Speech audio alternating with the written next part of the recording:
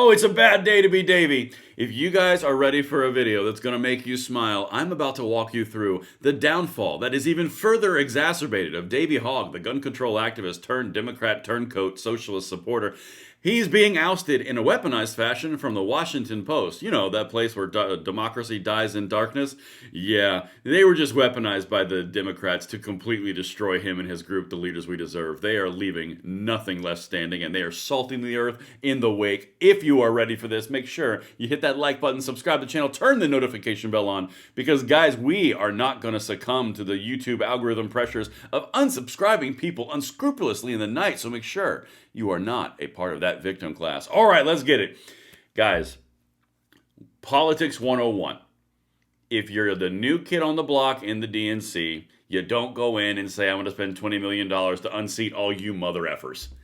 Bottom line, free pro tip for Davey. He didn't listen, and now he's reaping the whirlwind. All right, let's get it. David Hogg's bid to change the Democratic Party is off to a slow start. Is it? Is it? Wait till I show you the money involved. Yeah. David Hogg, a charismatic young Democrat activist, okay, well, flag on the play on that one. How many of y'all in the comments think this kid's charismatic? This kid has the charisma of a wet mop with dumb noodly arms. Anyway, let's keep going. And big shoes. He's generated persistent media attention and sparked party infighting with pledges that a progressive activism group he founded would spend $20 million to challenge out-of-touch and ineffective older House Democrats in 2026 primaries. You know, nothing says I'm here and the new kid on the block ready to learn like kicking out the older people who gave you the power and they're the establishment who hold all the purse strings. Yeah. Davey's finding out the hard way. This is the classic FAFO. 3 months after his promise, Hogg's group has made little progress towards that goal, and we're about to show you the money, and oh my God, a habit is developing. Now, the Washington Post, they worked with their whiz data political reporter Clara Morse to delve into Leaders We Deserve, the group Hogg founded in 2023 in a companion piece for the Post, sparked by the splashy attention the group was garnering and the ambitious promises it was making. We're about to go into the money that they're shoveling around and where the actual profits are going and all that stuff. Guys, keep in mind as I'm walking you through this, on my channel, through my website, thesecondpress.co, we are funding a counter push to this. We are doing it with extremely lean margins, extremely lean overhead, and we're able to devote the money to the actual cause to change the culture. Meanwhile, our opponents are using numbers like 18% and 31% for the actual dedication of finances to the mission. This is why we're going to win. All right, links are in the description if you want to find out more about what we're doing and you can support the work, but listen to this. What we found was a young group, full of ambition but light on results. While Leaders We Deserve has endorsed Democrats in a trio of races since Hogg's announcement, none of those campaigns have been against the Democratic incumbent, which was the whole point of why he got kicked out of the DNC. Only one of their endorsed candidates, 33-year-old Zohran Mamdani in the New Yorker's mayoral race, the open avowed socialist, by the way, won their primary in just 18%. 18% of the nearly $2.5 million they have spent since the April pledge has gone to supporting candidates. 18%. You wonder why his other political action group, March for Our Lives, just fired 13 of the 16 staffers? Because they are being run by children who don't understand what they're doing. Davey Hogg's a perfect example. Let's keep on going. A Washington Post review of the group's finances and campaign activity reveals that the 2-year-old group has, in its early stages, spent a significant amount of time and money on fundraising and promotion. Just 31% of its spending in the 2024 cycle to supporting candidates, according to the FEC. So in the 3 months since Davey said he's going to spend $20 million to unseat establishment Democrats, he spent 18% of that towards candidates.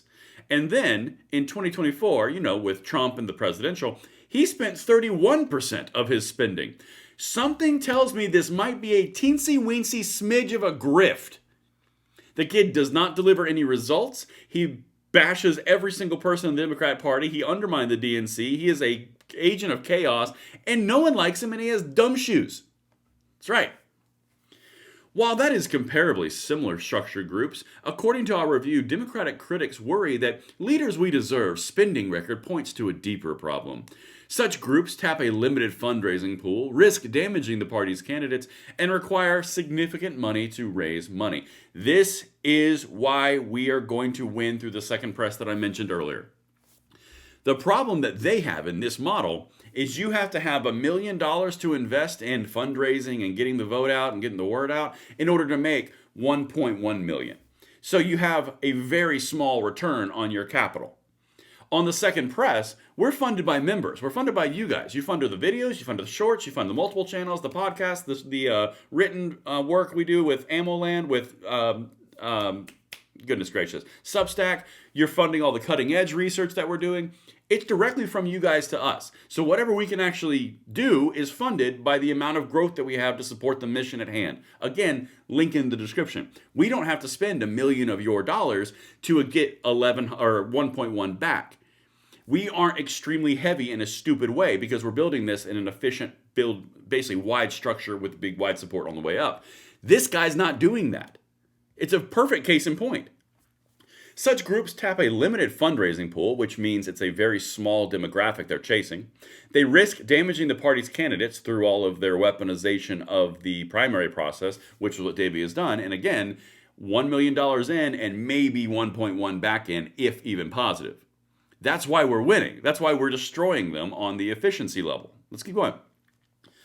Now, Davey Hogg was not to be slandered, and he came back with some really good pushback. Listen to this.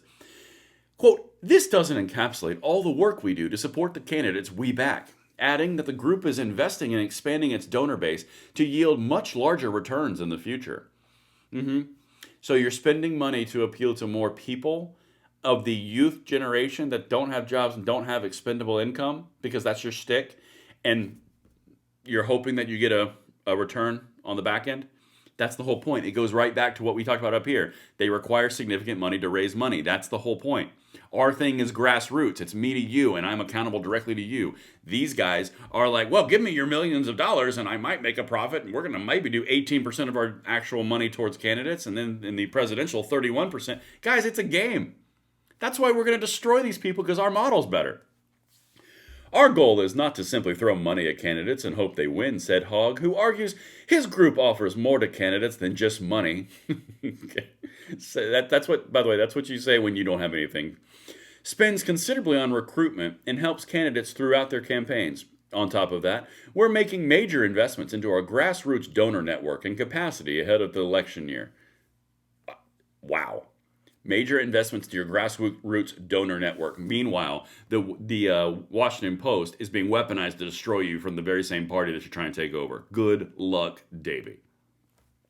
But even before Hogg set his sights on incumbents, Leaders We Deserve had shown little to demonstrate it could be, making a widespread impact.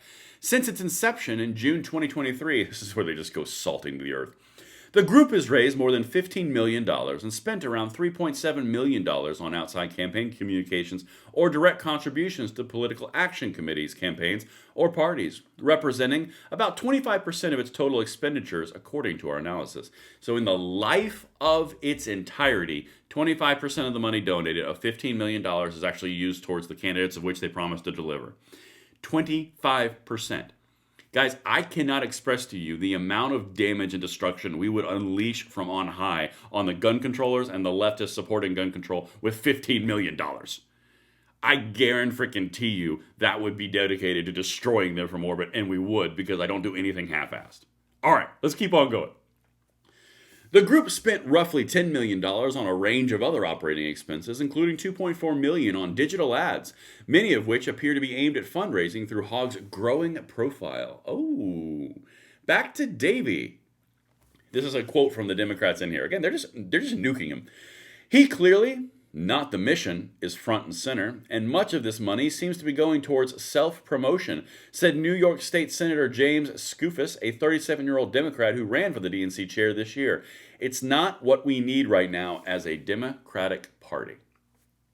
And here's the big takeaway. While we have been sitting here and watching and grinding and doing work on a grassroots level and growing from the bottom up, Davey Hogg is getting assassinated politically from the top down.